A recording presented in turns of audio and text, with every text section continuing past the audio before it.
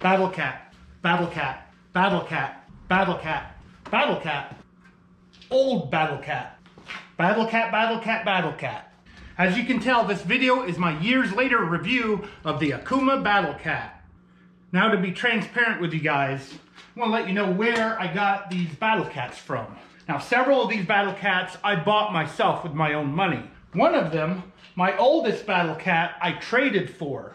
And I really don't know how old it was when I traded for it. And I've had this longer than all these other rods. Now, these spinning rods Okuma gave me and told me to do whatever I want to do with them. And I haven't decided what I want to do with them yet. I know I'm not going to use them because I like using the record chasers with spinning reels. And a couple of these I got with my Okuma sponsorship, my expired Okuma sponsorship. Now, just because I was sponsored by Okuma at one time, I'm not going to let that stop me from telling you guys the good, the bad, and the ugly of the Okuma Battle Cat line. And to be honest with you guys, there's nothing really ugly about them. I have never had any issues with these battle cats personally. And I haven't really seen anybody else have any problems with their battle cats.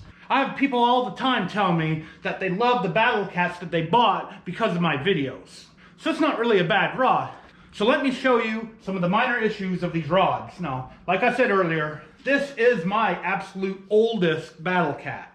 I have no idea how old it is. This thing could be 5 years old or more. And one of the things that happens over time is the epoxy turns yellow or yellowish. It doesn't do anything to the functionality of the rod.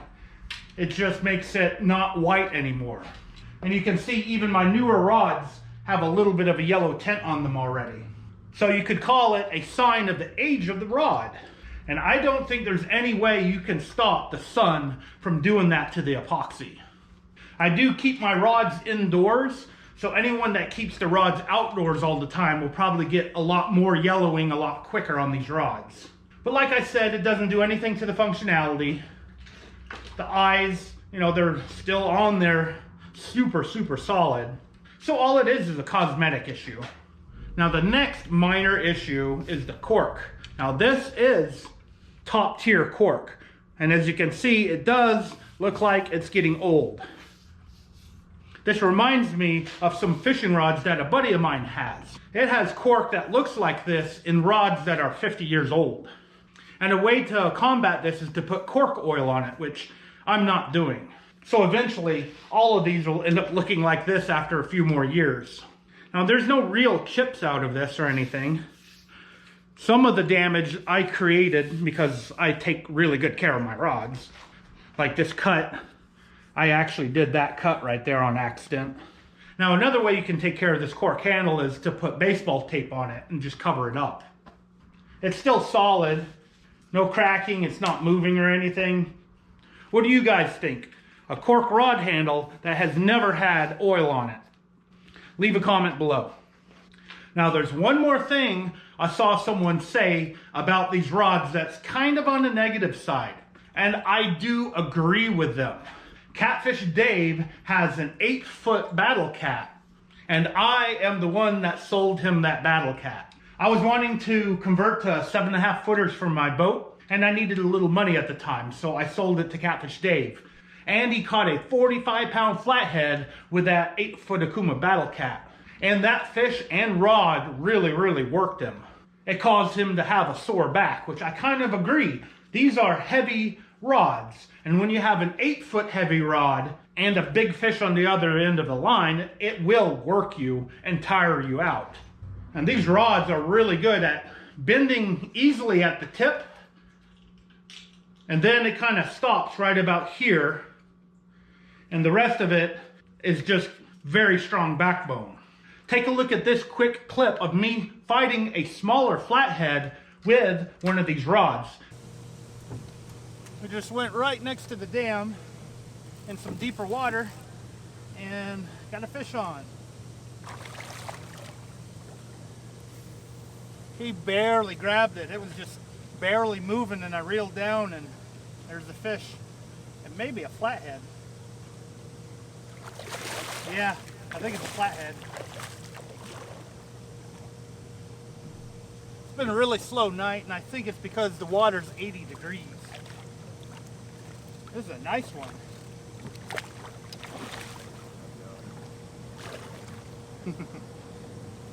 Clinton is using a spook trying to catch something on topwater. Oh, yeah.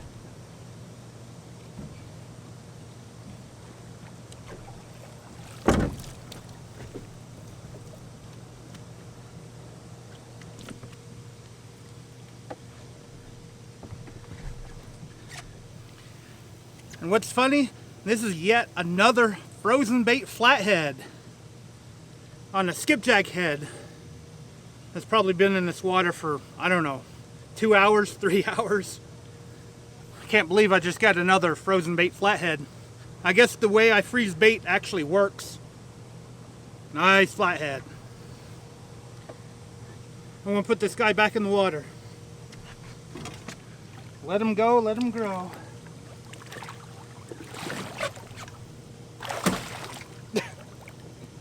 Now, as you saw in that quick clip, you got to see, this rod bending really good.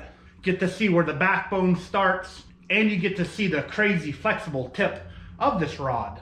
I don't know what Okuma did, but they did some kind of voodoo magic to make this really flexible.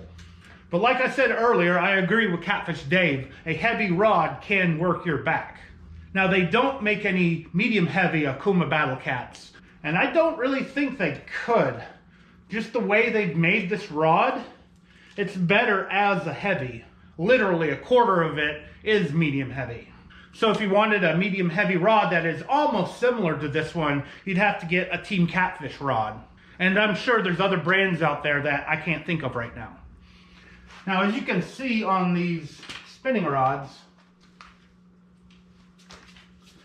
the blank is inserted into the handle.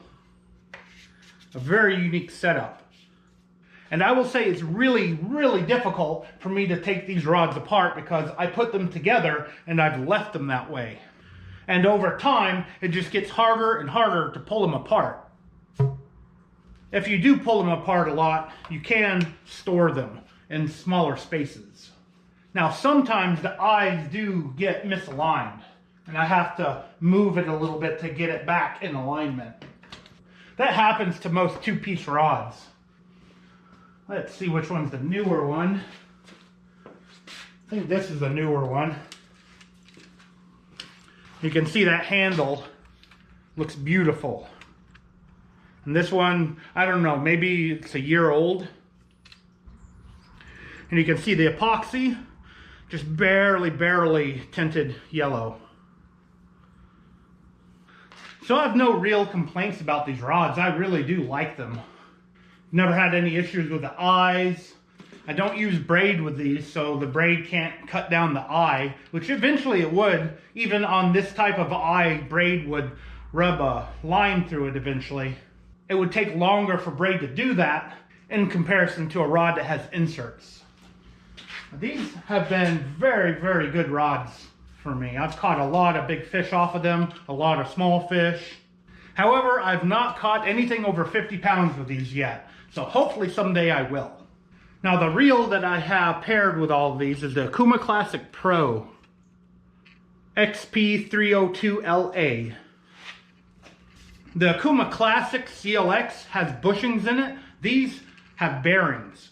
I know guides who have had them for years, catching multiple big fish with them.